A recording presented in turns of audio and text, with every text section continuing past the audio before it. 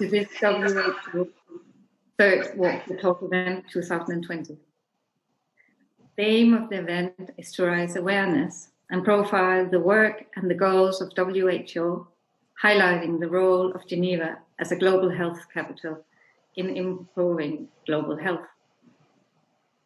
Not only in the context of COVID-19, but also as an ongoing long-term strategy for good physical and mental health. I'm very pleased to welcome guest speaker Michelle Mays. Hello, good afternoon. Good afternoon, how are you? Really well, thank you. I'm very happy to be part of this event. Thank you. Before we go into the questions, here's a short introduction to Michelle. Michelle is a certified Isha Hatha yoga instructor who has worked in Geneva, Switzerland for the past 8 years. So a very warm welcome, Michelle. Thank you very much. And I'd like to say thank you to WHO for inviting me to be part of this event. As we all know, these are challenging times for all of us.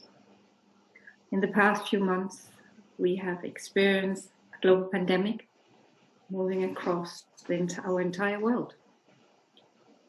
Why is yoga important? And why is it particularly important now? So yoga is a science of human well-being, and it comes from a complete understanding of the human system. This involves the body, the mind, the emotions, and the energy. And yoga can help us to reach the peak with all of these. So at a time when people are facing challenges, many of us need extra tools because we need some extra support, some ways to help us to function at our best. So yoga is always important, but this is a time when people particularly feel that pressure and that challenge, and it can be a tremendous support to people right now. Mm-hmm. What makes Isha Hatha yoga unique? So Isha Hatha yoga teachers teach practices that come from an understanding of the interconnectedness of the body, the mind, the emotions, and the energy. And we teach practices that are available for everybody, that can be practiced by everybody, and that are really relevant to people living in our society right now. Can you give us some practical tips that people may use? So right now with the pandemic happening, one of the concerns is about our lungs. So the practices can offer support. We can increase our lung capacity. We can also monitor our lung capacity. So we can tell how we're doing on a particular day, if things are improving or even if they're deteriorating. There's a way to monitor those practices, and also to strengthen the immune system. So we can be in better control of our own health. So if we come into contact with the virus, then our own system is better prepared for that.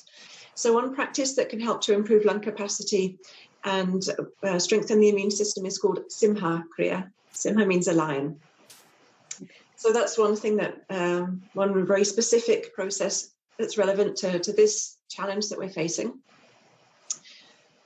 Of course, not only people who are impacted physically themselves by this situation experience the challenges because they're so wide-ranging. So many people are experiencing mental health issues such as fear and anxiety.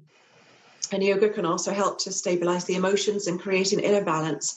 That means that whatever is happening around us doesn't have so much of an impact on us, and it can help people to step back from a situation instead of getting completely involved in it and letting fear or anxiety take over. It enables us to take a step back. So there's one simple meditative practice called Isha Kriya, with an investment of around 12 minutes to do the practice. That can also help to really provide stability. It can be an uplifting process in itself. So that's something that's also very easy for people to learn and to do. In terms of physical movement, there are practices that are called Upa Yoga. So these are simple practices where you work on the joints, which lubricates You can lubricate the joints and start to activate the energy system in a very simple way. And can also relieve the physical manifestations of stress. So stress tends to accumulate in certain parts of the body, and by working on those parts of the body, you can relieve the stress. Very interesting, and thank you so much for sharing some of these tips with a wider audience. Thank you for this. WHO has chosen 2020 to be the year of the nurse and the midwife. Do you have a message for them? Well, first of all, to the nurses and the midwives and to all of the health workers, really a huge thank you, because the amount of effort that they're putting in to their work, the amount of love, the care that they're putting in, and the fact that they're putting other people above themselves, this really deserves our utmost gratitude. So thank you to all of those people. There is a way that Sadhguru is wanting to acknowledge the work of the health workers at this time, and he's offering a program. It's a program that happens over 7 sessions where you go through a particular process, and it can help to create stability in the emotions and change people's thought processes, which is very powerful for people who are undergoing the kind of levels of stress that the health workers are going through at the moment. Yes, so people can do it at home at their own pace. All over the world. All over the world. It's available to health workers globally. So this is really a very powerful tool that people can access. Is there anything pregnant women who are under tremendous pressure in these challenging times, is there anything they should know about practicing yoga? Yes.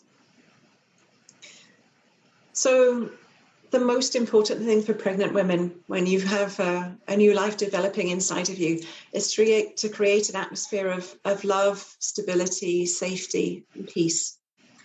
So when we have exposure to the news, which is maybe creating a lot of disturbance, it's important for them to find a way to create a kind of cocoon that's safe and that feels safe and comfortable, so that the baby can grow in a very protected environment. So they can be conscious of not exposing themselves too much to the news. Even WHO have advised the same thing for all of us, but for them in particular. They can introduce certain sounds that are soothing, because we know that babies can connect with sounds while they're growing. There's a collection of mantras, of chants, that you can find on the Isha Chants app. And those would be very powerful for them to just simply have those playing in the background and create that kind of harmonious environment. There are also some practices from Upa Yoga that would be very useful for the pregnant ladies to do yoga for peace and yoga for love. They will be very supportive for them. Michelle Mays, thank you so much for sharing your knowledge, your wisdom with us. It has been a great pleasure speaking with you. Likewise. Thank you. Thank you.